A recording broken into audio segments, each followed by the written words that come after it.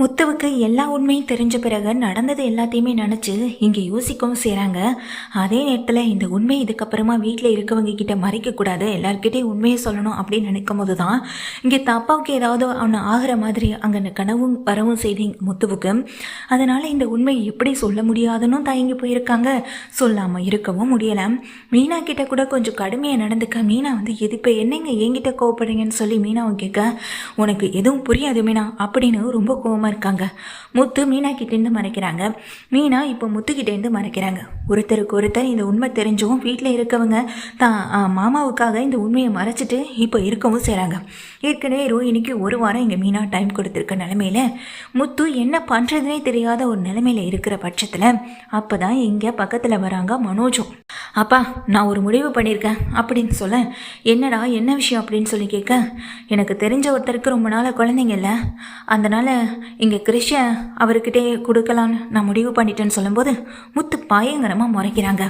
பக்கத்தில் நிற்கிற ரோஹிணி இங்கே எப்படியும் முத்து இதுக்கு சம்மதிக்க போகிறதில்லன்னு ரொம்ப சந்தோஷத்தில் உட்காந்துருக்காங்க.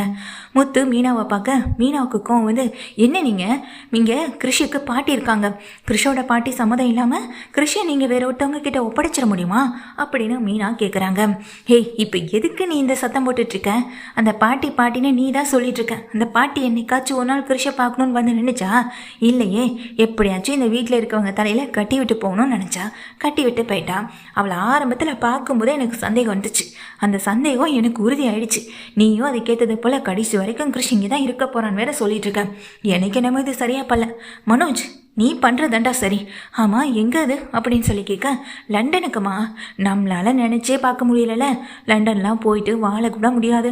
ஆனால் இவன் லண்டன்லேயே படித்து லண்டன்லேயே வளர்ந்து லண்டன்லேயே வேலை பார்க்குற அளவுக்கு இவனுக்கு எல்லாமும் அங்கே கிடைக்க போகுது. சகல சௌபாக்கியமும் அந்த ஊரில் கிடைக்கும் போது இவன் எதுக்கு இங்கே எந்த கஷ்டப்படணும்? நமக்கும் பிடிக்கலை. அவங்க பாட்டியாலையும் இனிமேல் எந்த ஒரு விஷயத்தையும் அவனுக்காக பண்ண முடியாது. பேசாமல் அவனை லண்டனுக்கு அனுப்பி விட்டலான்னு நான் நினைக்கிறேன். என்னம்மா நீங்கள் நான் சொல்கிறது சரிதானே அப்படின்னு சொல்ல, டேய் நீ சரியான யோசனை தாண்டா பண்ணியிருக்கேன் அப்படின்னு சொல்ல, இங்கே உடனே அங்கே உட்காந்துருக்க அண்ணாமலையை பார்க்க அண்ணாமலையும் எங்கள் விஜயாவை பார்க்குறாங்க. விஜயாவை பார்த்ததும் விஜயா சொல்கிறாங்க, இப்போ எதுக்குங்க என்னை பார்த்து முறைக்கிறீங்க? உண்மையை தானங்க சொல்லிட்டு இருக்கான் நம்ம பையன் மனோஜும். அவன் என்ன கெட்டு போகணும்னு நான் நினச்சா நல்லா இருக்கணுன்றதுக்காக தானே லண்டனுக்கு அனுப்பணும்னு நம்ம பையன் மனோஜும் பேசிக்கிட்டு இருக்கான். இதையே இந்த வீட்டில் இருக்க யாருக்கும் புரிய மாட்டேங்குதுனே தெரியல அப்படின்னு விஜயா சொல்ல, அண்ணாமலை பேச வரதுக்கு முன்னாடி முத்து சொல்கிறாங்க. முத்துவை பார்த்துட்டு உடனே பக்கத்தில் வர மனோஜ் வராங்க. டே முத்து, உனக்கும் மீனாவுக்கு தான் இதில் கொஞ்சம் கூட விருப்பம் இருக்காதுன்னே தெரியும். நீயே கார் ஓட்டி அப்படி இப்படி கொஞ்சம் கொஞ்சம் சம்பாதிச்சிட்ருக்க. டூர் போகிறதுக்கு கூட பாரு, உன்னால் அதை சரியாக கட்டி எங்கே அவனை அனுப்பி வைக்க கூட முடியலை. அதுக்கே நீ ரொம்ப கஷ்டப்பட்டிருப்ப, எனக்கு புரியுது. அப்புறம் போக போக உனக்கு இன்னும் ஃபீஸ் அதிகம் கட்டுற மாதிரி தான் இருக்கும். அப்புறம் அந்த பாட்டியாலையும் முடியாது. நம்ம வீட்டில் இருக்கவங்க எல்லாரும் சேர்ந்தெல்லாம் இங்கே அவனுக்காக பண்ணிகிட்டு இருக்க முடியாது. அவன் லண்டனுக்கு போனால் நல்லா இருப்பான். நீயும் மீனாவும் கொஞ்சம் யோசிச்சு முடிவை சொல்லுங்கள். இப்போ நீங்கள் உங்கள் முடிவை சொல்லிட்டீங்கன்னா நம்ம கிருஷி அங்கேயே அனுப்பி வச்சலான்னு சொல்ல, என்னங்க நீங்கள் என்ன பேசிகிட்டு இருக்கீங்க அப்படின்னு அங்கே மீனா பேச வரும்போது முத்து சொல்கிறாங்க, மீனா கொஞ்சம் அமைதியாயிரு அப்படின்னு முத்து மீனாவை தடுக்கிறாங்க. மீனாவும் அமைதியாக இருக்க முத்து சொல்கிறாங்க, ஆமாண்டா மனோஜ், நானும் யோசிச்சு பார்த்தேன். நீ சொல்கிறதும் சரிதான். கிருஷோட பாட்டியாலையும் அவ்வளவா செய்ய முடியாது. கிருஷோட பாட்டியும் அடிக்கடி வர்றதும் கிடையாது. அதுவும் இல்லாமல் என்னாலே மீனாவளையும் கூட பூக்கட்டியோ கார் ஓட்டியோ இதை செய்ய முடியாது. அதுக்கப்புறமா ரவி ஸ்ருதி அவங்க லைஃப் தான் பார்த்துக்க முடியும். அவங்கக்கிட்ட போய் கம்பல் பண்ணி பணம் கொடுங்கன்னு சொல்லி கேட்க முடியாது. அப்பாவும் வயசானவர், ஏற்கனவே உனக்காகவே அவர் பணத்தை நிறையவே இழந்திருக்காரு. இதில் இன்னும் பணத்தை கிருஷிக்காக இழந்துட்டு இருக்க முடியாதுல்ல. நீ சொல்கிறது சரிதான். நம்ம பேசாமல் அவனை லண்டனுக்கே அனுப்பிவிட்டலான்னு சொல்ல, என்னங்க சொல்கிறீங்க? நீங்கள் எப்போங்க இப்படிலாம் யோசிக்க ஆரம்பிச்சிங்கன்னு மீனா கோவத்தில் முத்துக்கிட்ட கத்த, முத்து வந்துட்டு கொஞ்சம் அமைதியாக இருமீனா, நான் தான் பேசிக்கிட்டு இருக்கலன்னு சொல்ல, டே முத்து யோசிச்சு தான் பேசுறியாடா நீ அப்படின்னு கேட்குறாங்க. ஆமாப்பா நல்லா யோசிச்சுட்டேன். அவன் இங்கே இருந்து எப்படிப்பா கஷ்டப்பட்டுட்டே இருக்க முடியும்? நம்ம கூட இருக்கிறது அவனுக்கு சந்தோஷம் தானா, இல்லைன்னு சொல்லலை. ஆனால் எத்தனை நாளைக்கு அவன் இங்கே இருக்க முடியும் சொல்லுங்கள்? அப்புறம் அம்மா இப்போதைக்கு திட்டுவாங்க. இப்போ அவன் சின்ன பிள்ளை, வளர வளர அம்மா திட்டுறது அவன் மனசில் பதிய ஆரம்பிச்சுன்னா அப்போ என்ன மாதிரி அவனும் மாறிட்டானா என்னப்பா பண்ண முடியும்? அவனுக்கு ஒரு நல்ல வாழ்க்கை கிடைக்குதுன்னு அதை அமைச்சு கொடுக்குறதானப்பா நமக்கும் வந்துட்டு நல்லது. நான் அவங்க பாட்டிக்கிட்ட பேசிக்கிறேன்ப்பா அப்படின்னு சொல்ல, நீ முத்து நீ எதுவாக இருந்தாலும் யோசிச்சு தான் செய்யறியான்னு சொல்லி கேட்க, ஆமாப்பா நல்லா யோசிச்சிட்டேன் அப்படின்னு சொல்லும்போது உடனே விஜய சொல்கிறாங்க, பரவாயில்ல இப்போவாச்சும் இந்த வீட்டில் நான் நினைக்கிற மாதிரி நீங்கள் யோசிச்சிங்களே அது வரைக்கும் சந்தோஷம் அப்படின்னு அங்கே விஜயா சொல்கிறாங்க முத்துவை பார்த்து. முத்துவும் மீனாவை பார்க்க என்னங்கன்ற மாதிரி மீனாவும் ஒரு மாதிரி முத்துவை பார்க்க, இங்கே பாரு மீனா, நம்மளுக்காக நம்ம கிறிஸ்டியன் நம்ம கூட வச்சுக்க முடியாது, அவள் லண்டன் போகட்டும் அப்படின்னு சொல்ல ரோஹிணியோடைய முகம் சட்டுன்னு மாறிக்கிட்டே இருக்கு. இதெல்லாம் பார்த்துட்டு முத்துவுக்கு கோவம் வருது. இப்போ கூட இவ நம்ம வாழ்க்கை தான் முக்கியம்னு நின்றுட்டுருக்கால, தான் குழந்தை தான் முக்கியம்னு இங்கே முன்னாடி வந்து சொல்கிறாளான்னு முத்து பார்த்துட்டே இருக்காங்க. அப்போ தான் இங்கே வந்துட்டு அவங்க பாட்டியை வர சொல்லியிருப்பாங்க. அவங்க பாட்டி வந்துடுவாங்க கொஞ்ச நேரத்தில் வந்ததும், என்ன இங்கே உங்கள் பையனை பேரனை விட்டுட்டு போனதான், அதுக்கப்புறம் அவனை வந்து கூட பார்க்கல, அப்படியே எங்கள் தலையில் கட்டி விட்டு போயெல்லாம் நினச்சிட்டிங்களா அப்படின்னு சொல்ல, ஐயோ அப்படிலாம் ஒன்றும் இல்லைங்க, கிறிஸ்டியனை வந்து பார்க்கணுன்னு தாங்க நினச்சேன், உடம்புக்கு முடியலை அப்படின்னு சொல்ல, ஆமாம் அப்படின்ற மாதிரி விஜயா போய் உட்காரேன், வாங்க வந்து உட்காருங்கன்னு அண்ணாமலை சொல்ல வந்து உட்காடுறாங்க. ஒரு முக்கியமான விஷயத்தை பற்றி பேசணுன்னு தான் முத்து வர சொன்னான்னு சொல்லும்போது, ஆமாம் முத்து தம்பி ஏதோ முக்கியமான விஷயம் சொன்னார், அதான் வந்தேன்னு சொல்ல, எப்படிமா இருக்க அப்படின்னு சொல்லும்போது இங்கே மீனா தலையாட்டிட்டு நிற்கிறாங்க. உடனே முத்து வராங்க. முத்துவுக்கு அவங்கள பார்த்ததும் கோவம் அதிகமாகுது, இருந்தாலும் கண்ட்ரோல் பண்ணிக்கிறாங்க. வந்துட்டு முத்து வந்துட்டு அவங்கள பார்த்துட்டு, நான் ஒரு முடிவு எடுத்திருக்கேன் கிறிஷ் விஷயத்தில், இதுக்கு நீங்கள் சம்மதிப்பீங்கன்னு நான் மனசார நம்புகிறேன் அப்படின்னு சொல்ல, என்ன விஷயம்ப்பா அப்படின்னு சொல்லி கேட்க, நீங்கள் என்ன இருந்தாலும் கிறிஷை எங்கள் வீட்டில் எங்கள் கூட இருக்கட்டும்னு சொல்லி விட்டுட்டு போயிட்டீங்க, கிறிஷோட வாழ்க்கையும் ரொம்ப முக்கியம் இல்லை, அவனுக்கு லண்டனில் படிக்கிறதுக்கும் அங்கே இருக்கிறதுக்கும் ஒரு வாய்ப்பு கிடச்சிருக்கு, நீங்கள் என்ன நினைக்கிறீங்க அப்படின்னு சொல்லி கேட்க, இதை கேட்டதும் கிறிஷோட பாட்டி அதிர்ந்து போக, என்னப்பா சொல்கிறேன், இல்லை கிறிஷை விட்டுட்டுலாம் என்னால் இருக்க முடியாது அப்படின்னு சொல்கிறாங்க. இல்லைம்மா, ஏற்கனவே உங்கள் பொண்ணால் பார்த்துக்க முடியல, உங்கள் பொண்ணு உங்களை விட்டு போயிட்டாங்க, அப்புறம் உங்கள் சொந்தக்காரவங்கன்னு சொல்லிட்டு அவங்கக்கிட்டேயும் உங்கள் பேரனை ஒப்படைக்க மாட்டீங்க, கிறிஷி எங்கள் வீட்டில் இருக்கிறது எங்களுக்கு சந்தோஷம்தான், கிறிஷி நாங்கள் தத்தெடுத்துக்கு கூட சந்தோஷமாக தான் இருக்கோம், தத்தெடுக்கிறேன்னு சொன்னப்போ கூட உங்களுக்கு அது பிடிக்கல, இப்போ திரும்பவும் அதை பற்றி கேட்டு உங்களை மனசு கஷ்டப்படுத்த நாங்கள் விரும்பலை, ஆனால் அவன் வாழ்க்கையை பற்றி கொஞ்சம் யோசிச்சு பாருங்கள், இங்கே இருந்தால் பல பேர் அவனை கேலி கிண்டல் இந்த மாதிரி செய்வாங்க, அவனும் என்ன மாதிரி மாறிடக்கூடாதுன்றதுக்காக தான், அவன் வாழ்க்கைக்காக தான் நான் இப்போ உங்ககிட்ட பேசிக்கிட்டு இருக்கேன் அப்படின்னு சொல்லும்போதும், இங்கே முத்து சொன்னதை கேட்டதும் கிறிஷோட பாட்டி அப்படியே வாயடிச்சு போய் உட்காந்துருக்கேன். என்னம்மா சொல்கிறீங்க, கிறிஷை ஒப்படைச்சலாமா, நான் அவனுக்கு பாஸ்போர்ட்லேருந்து எல்லா செலவையும் நானே பார்த்துக்கிறேன் அப்படின்னு சொல்ல, இங்கே கிறிஷோட பாட்டி அதெல்லாம் ஒன்று வேணப்பா, நான் என் பேரனை நான் என் கூடவே கூட்டிகிட்டு போயிறேன் அப்படின்னு சொல்ல, அப்பா அதை பண்ணுங்க அப்படின்னு விஜயா சொல்கிறாங்க. இங்கே ரோஹிணியை பார்க்குறாங்க. ரோஹிணி என்ன பேசுகிறதுன்னு தெரியாமல் நின்றுட்டுருக்கேன். இங்கே மனோஜ் சொல்கிறாங்க, இப்போ எதுக்கு நீங்கள் கோவப்பட்டு கிறிஷை கூட்டிகிட்டு போகணுங்கிறீங்க, வேணும்னா உங்களையும் நாங்கள் லண்டனுக்கே அனுப்பி வைக்கிறோம், நீங்களும் கிறிஷும் வேணும்னா கூட அங்கே போய் இருந்துங்களா, அவனுடைய படிப்பும் நல்லா இருக்கும்ல, அதை பற்றி யோசிக்க மாட்டீங்களே அப்படின்னு சொல்லிட்டு அங்கே மனோஜ் சொல்ல, டேய் இவங்களுக்கு நல்ல வாழ்க்கை கிடைச்சோம் அதை அனுபவிக்க தெரியலடா அப்படின்னு அங்கே விஜயா சொல்ல, டேய் ஒருத்தவங்களுக்கு விருப்பம் இல்லைன்னா அதை கம்பல் பண்ணக்கூடாதுன்னு அண்ணாமலை மனோஜை பார்த்து சொல்கிறாங்க. மீனாவும் என்னங்க நீங்கள் அப்படின்ற மாதிரி பார்க்க, இல்லை மீனா இது நல்ல விஷயம் தானே, நடந்தால் நல்லா தானே இருக்கும் அப்படின்ற மாதிரி இங்கே முறைச்சி பார்த்த மாதிரியே பேசிக்கிட்டு இருக்காங்க மீனா கிட்ட. அப்போது அவங்க நிற்கிற ரோஹிணி, இல்லை அதெல்லாம் வேணாம், ஒருத்தவங்க விருப்பம் இல்லாமல் அதுவும் அவன் எப்படி அவன் பாட்டியை விட்டுட்டு போயிருப்பான் அப்படின்னு சொல்லும்போது முத்துவுக்கு இதெல்லாம் கேட்டதும் கோபம் அதிகமாகுது. முத்து அப்பையும் கண்ட்ரோல் பண்ணிட்டு இருக்க தான் செய்கிறாங்க. டே கிரிஷ், உனக்கு அந்த லண்டன் போனினா நிறையா படிக்கலாம், உனக்கு பிடிச்ச படிப்பை படிக்கலாம், ரொம்ப சந்தோஷமாக இருக்கலாம், அம்மா அப்பான்னு உனக்கு நிறைய சொந்தம் அங்கே கிடைக்கும், வேணா பாட்டியையும் கூடவே கூட்டிகிட்டு போகலான்னு சொல்ல, கிருஷி என்ன பேசுகிறேன்னு தெரியாமல் இங்கே முழிச்சு பார்த்துட்டு நிற்கிறாங்க. ரோஹிணியை பார்க்குறாங்க, பாட்டியை பார்க்குறாங்க, மாறி பார்த்துட்டே நிற்க முத்து அதையும் கவனிக்கிறாங்க. மீனாவுக்கும் கோவம் தான் வருது. இங்கே முத்து மேலே ஏன் இப்படி இவர் நடந்துக்கிறாருன்னு தெரியலே நினச்சிட்டு நின்றுட்டே இருக்காங்க.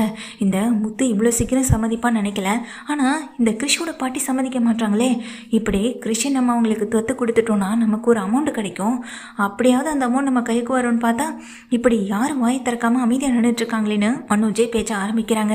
என்ன யோசிக்கிறீங்க, கிறிஷை எப்போனாலும் போய் பார்த்துக்கலாம், அதுவும் இல்லாமல் அடிக்கடி வீடியோ கால் அப்படின்னு கூட நம்ம பேசிக்கலாம், எதுவும் நீங்கள் எடுக்கிற முடிவை பொறுத்து தான் இருக்கு, வேணா உங்களையும் நான் அவங்க கூட அனுப்பி வைக்கலாம், ஆனால் அவங்க ஏற்றுப்பாங்களான்னு தான் தெரியலைன்னு மனோஜ் சொல்லிட்டு இருக்காங்க. டேய் அதெல்லாம் ஒன்றும் இல்லைடா, அவங்க பாட்டி கூட நம்ம கூடவே இருந்துட்டு போகட்டும், கிருஷ் நல்லா படிப்பான்ல, நீ முதல்ல அவனுக்கு பாஸ்போர்ட் ரெடி பண்ணு அப்படின்னு சொல்ல, முத்து சொன்னதை கேட்டதும் மனோஜுக்கு ரொம்ப பெரிய சந்தோஷமாயிடுது. இவனே சொல்லிட்டான் அப்படின்னு சொல்லிட்டு உன்னை ஜீவாவுக்கு கால் பண்ணுறாங்க. ஜீவா நான் தான் பேசுகிறேன்னு சொல்லுங்கள் சார் அப்படின்னு சொல்லும்போது, நான் சொன்ன மாதிரி இங்கே கிருஷிக்கு பாஸ்போர்ட்லாம் ரெடி பண்ணணும், அதுக்கான எல்லாத்தையுமே நீ தயாராக வச்சுக்கோ, கிருஷி கூட்டிகிட்டு வந்து பாஸ்போர்ட்லாம் ரெடி பண்ணிடலாம். அப்புறம் இங்கே குழந்தை சம்மந்தப்பட்ட விஷயத்தை கேட்டாங்கல்ல, அவங்களுடைய நம்பர் கூட நீங்கள் அவங்கக்கிட்ட பேசுகிறேன், குழந்தையெல்லாம் நான் அனுப்பி விட்டலாம் சொல்லிவிடு அப்படின்னு சொல்ல, சரிங்க சார் எனக்கு தெரிஞ்சவங்க தான், கிருஷியோட ஃபோட்டோ மட்டும் அனுப்பி வைங்க, அவங்களுக்கு முதல்ல நான் சென்ட் பண்ணி விட்டுறேன் அப்படின்னு அங்கே ஜீவா சொல்ல, நிறுத்துங்க அப்படின்னு வேகமாக சத்தம் போடுறாங்க. இங்கே ரோஹிணி எல்லாமே திரும்பி பார்க்க, யாரை கேட்டு கிருஷி நீங்கள் இங்கேருந்து லண்டனுக்கு அனுப்ப முடிவு பண்ணீங்க, கிருஷி என்னோட பையன் அப்படின்னு ரோஹிணி தான் வாயாலே ஒத்துக்க வைக்கிறதுக்காக தான் முத்து இவ்வளோ பெரிய ட்ராமாவை இந்த வீட்டில் போட்டுட்ருக்கோம் செய்ய. அப்போ இந்த நேரத்தில் நின்றுட்டுருக்க ரோஹிணி என்ன சொன்ன அப்படின்ற மாதிரி அங்கே உட்காந்துருக்க விஜயா கிளம்பி நிற்க, அங்கே அவங்க அம்மாவும் அதிர்ந்து போய் நிற்கிறாங்க. கிருஷி என்னோட பையன், அவனை நான் யாருக்காகவும் விட்டு கொடுக்க மாட்டேன், அவன் எதுக்கு லண்டனுக்கு போகணும், நான் இங்கே இருக்கும்போது அவன் லண்டனில் போய் படிக்கணும் என்ன அவசியம் இருக்குது, யாரையும் கேட்காம நீங்கள் எப்படி முடிவு பண்ணலாம் அப்படின்னு அங்கே நின்றுட்டுருக்க ரோஹிணி வேகமாக சத்தம் போட, இதெல்லாம் பார்த்துட்டு மீனாவே அதிர்ந்து போக, 7 நாள் டைம் அப்படி இப்படின்னு என்னை ரொம்ப ப்ரெஷர் பண்ணிட்டீங்க மீனா, இதுக்கப்புறம் என்னால் ஒரு நிமிஷம் கூட இங்கே வீட்டில் இருக்க முடியாது அப்படின்னு ரோஹிணி சொல்ல, இதை கேட்டதும் ஏய் என்னாச்சு, ஏன் இப்படி பேசிக்கிட்டு இருக்க, திரும்ப இந்த கல்யாணி உன் உடம்புக்குள்ளே வந்துட்டாளா என்ன அப்படின்ற மாதிரி மனோஜ் ரோஹிணியை பார்த்து சொல்ல, ரோஹிணி இங்கே மனோஜை பார்த்து முறைச்சிட்டு, உனக்கு பணம் பணம் பணம், இந்த பணத்தை தவிர வேறு எதுவுமே தெரியாதுல, உன்னை மாதிரி ஒருத்தனை கல்யாணம் பண்ணிக்கிட்டு நான் இங்கே வந்து இருக்கிறதுக்கு பேசாமல் நான் என் அம்மா கூடயும் பையன் கூடயுமே இறந்துட்டு போயிருப்பேன்னு சொல்ல, டே என்னடா சொல்கிற இவன்னு சொல்லும்போது, உண்மையை தான்ப்பா சொல்கிறா அப்படின்னு நின்றுட்டுருக்க முத்து சொல்கிறாங்க.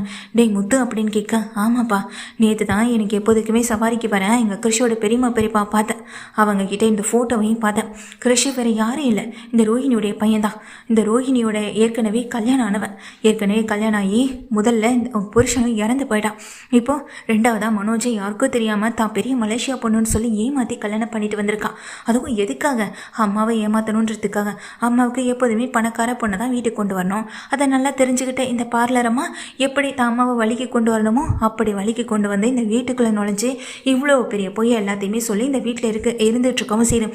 பார்த்ததுக்கு அவங்க அம்மா போட்ட நடிப்பை பார்த்தீங்களா, இந்த வீட்டுக்குள்ளே கிருஷி கொண்டு வந்து விடுறதுக்கு தான் இருக்கிற பொண்ணையே செத்து போயிட்டதை சொல்லி எல்லாருமே நம்ப வச்சவங்க, இது எல்லாமே நேற்று தான்ப்பா எனக்கு உண்மையே தெரிய வந்துச்சு அப்படின்னு முத்து சொல்கிறாங்க. முத்து சொன்னதை கேட்டதும் அண்ணாமலையாலேயோ விஜயாவாலேயோ இதை தாங்கிக்க முடியலை.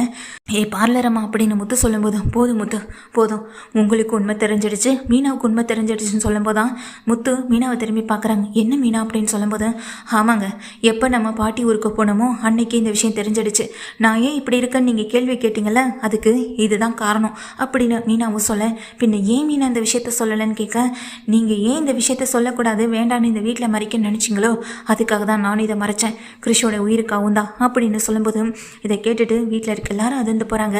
ரோஹிணி இப்படிப்பட்டவளான்ற ஒரு கேள்விக்குறி எல்லார் மனசுக்குள்ளே இருக்கவும் செய்து, அப்போ அங்கே நின்றுட்டு இருக்க ரோஹிணி, நீங்களே இந்த வீட்டை விட்டு என்னை வெளியே அனுப்பிடுவீங்கன்னு எனக்கு தெரியும், நான் இப்போ சொல்கிறேன் இந்த வீட்டில் எனக்கு வாழ விருப்பம் இல்லை, என் பையனையும் அம்மாவையும் கூட்டிகிட்டு நான் இப்போவே இந்த வீட்டை விட்டு வெளியே போகிறேன் அப்படின்னு சொல்ல, எல்லாரும் அதிர்ந்து போய் ரோஹிணியை பார்க்குறாங்க.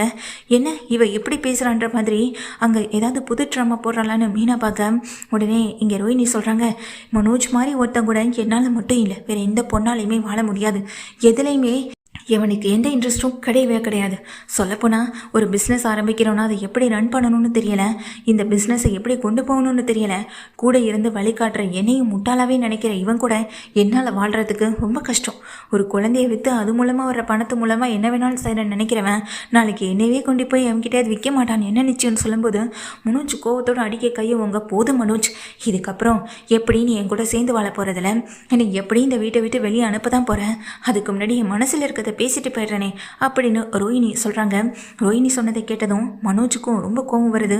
பாத்தியானா எவ்வளோ திமிர் இருந்தால் இவ்வளோ திமிரோட நம்மக்கிட்ட நடந்துப்பான்னு, செய்கிறது எல்லாத்தையும் செஞ்சுட்டு நம்மக்கிட்ட பேசுகிறதுக்கு இவளுக்கு எப்படா மனசு வருது அப்படின்னு ரொம்ப கோபத்தில் இங்கே கொந்தளிக்கவும் செய்கிறாங்க. அந்த கிருஷை தான் பக்கத்தில் இழுத்து வச்சுட்டு நிற்க, எல்லாரும் சேர்ந்து எங்கள் குடும்பத்தை முட்டாளாக்கிட்டீங்களே, எல்லாரும் சேர்ந்து எங்களை ஏமாற்றிட்டீங்களே அப்படின்னு இங்கே ரேஸாக கண்கலங்கியபடி முத்து வந்துட்டு அந்த அம்மாவை பார்த்து கேட்க, இல்லைப்பா முத்து நான் ஏமாற்றணும்னு நினைக்கலன்னு சொல்ல, போதும் ஒரு வார்த்தை பேசாதீங்க நீங்கள் முத்து கோவத்தில் அப்படியே நிற்க, மீனாவும் எதுவுமே பேசாமல் என்னங்க அப்படின்னு போய் இங்கே பிடிக்கவும் செய்கிறாங்க. மாமா அப்படின்ட்டு அவங்ககிட்டையும் பேச போகிறாங்க. வேண்டாம் யாரும் எதுவும் பேச வேண்டாம், எதை பற்றியும் பேச வேண்டாம் அப்படின்னு ரொம்ப கோவப்படுறாங்க. அண்ணாமலை இப்படி நிற்கிறத பார்த்ததும், என் அப்பாவுக்கு என்றைக்குமே நிம்மதியை கொடுக்க மாட்டீங்களே, எங்கள் அப்பா சந்தோஷமாக வயசான காலத்தில் கொஞ்சம் நிம்மதியாக இருக்கும்னு நினைக்கிறாரு. ஆனால் திரும்ப திரும்ப இந்த மனோஜால மட்டும்தான் நம்ம வீட்டுக்கு கஷ்டத்துக்கு மேலே கஷ்டம் வந்துக்கிட்டு இருக்கு.